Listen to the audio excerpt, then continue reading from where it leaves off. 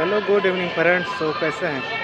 तो आप सभी को रामनवमी की ढेर सारी शुभकामनाएं। ये आज हम बात कर लेते हैं इंडिया और बांग्लादेश के रिलेशनशिप के बारे में, क्योंकि काफ़ी लंबे समय से इंडिया और बांग्लादेश के बीच रिलेशनशिप अच्छा नहीं चल रहा है और इन दोनों देशों के बीच बातचीत नहीं हो रही थी लंबे समय से। जब से शेख हसीना का सरकार पलटा है और उनके जगह मोहम्मद यूनुस, क्या कहते हैं, प्रधानमंत्री भी नहीं कह सकते, कार्यकारी के रूप में उन्हें बैठाया गया है।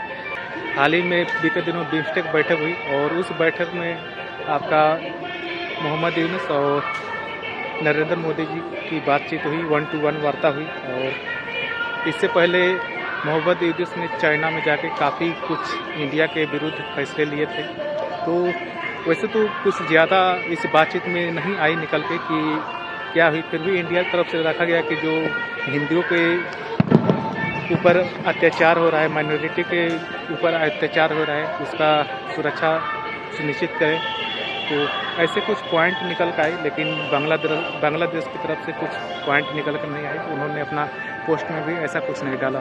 तो चलिए हम जान लेते हैं कैसे इंडिया और बांग्लादेश रिलेशनशिप के बीच ये खटास आई और पिछले सालों से ये लगातार ऐसा ही हो रहा है। तो बात कर लेते हैं, जब बांग्लादेश में चुनाव हुआ आपका शेख हसीना सरकार और उसका विपक्षी दल खालिदा जिया, जो पाकिस्तान और चाइना का समर्थन करती है, और शेख हसीना आपका बेसिकली इंडिया का समर्थन करती है। तो खालिदा जिया ने पार्टिसिपेट करने से ही मना कर दिया। विपक्षी दल पार्टिसिपेट नहीं की और शेख हसीना भारी बहुमत मतों से जीत गई और इस तरह से वह सरकार बनाने में कामयाब रही। लेकिन यहाँ पे अमेरिका आ गया और अमेरिका का सबसे बड़ा हिडन एजेंडा आपका शेख हसीना से नाखुश थी, जो बाइडेन सरकार थी, और जिसके कारण से बांग्लादेश में सत्ता परिवर्तन कर दिया और उनके जगह एज ए कार्यकारी पीएम कहिए या सेक्रेटरी कहिए मोहम्मद यूनुस को रखा गया।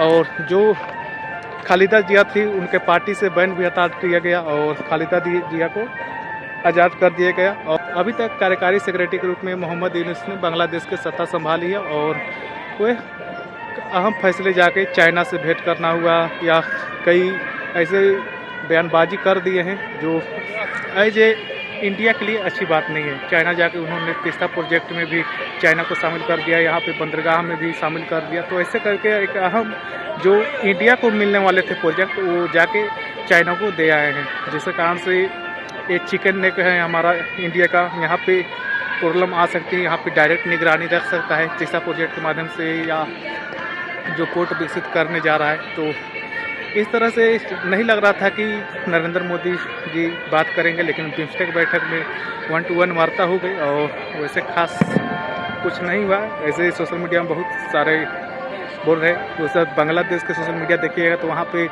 पीएम मोदी की बुराई की जा रही है, और इंडिया का सोशल मीडिया देखिएगा तो यहाँ पे मोहम्मद यूनुस की बुराई की जा रही है। तो दोनों तरफ चल रहा है बयानबाजी का, लेकिन असल में आगे क्या होता है। और ये भी कहा गया है कि आप जल्द से जल्द वोटिंग कराइए और देखिए तो बांग्लादेश में क्या होता है और आने वाले इंडिया का स्ट्रैटेजी क्या होता है, बांग्लादेश को लेकर क्या रुख अपनाता है। क्योंकि जिस तरह से बांग्लादेश में एक चुना हुआ सरकार ना होकर फिर भी ऐसे ऐसे फैसले लिए हैं जो इंडिया के लिए अच्छी बात नहीं है। तो चलिए आप वर्ल्ड के खबर से अवगत रहिए और वर्ल्ड लेवल पे क्या चल रहा है, देश दुनिया में क्या चल रहा है, इसका भी जानकारी रखें। तो चलिए आप रामनवमी सेलिब्रेट कीजिए और मिलते हैं नेक्स्ट लाइन में। So thank you.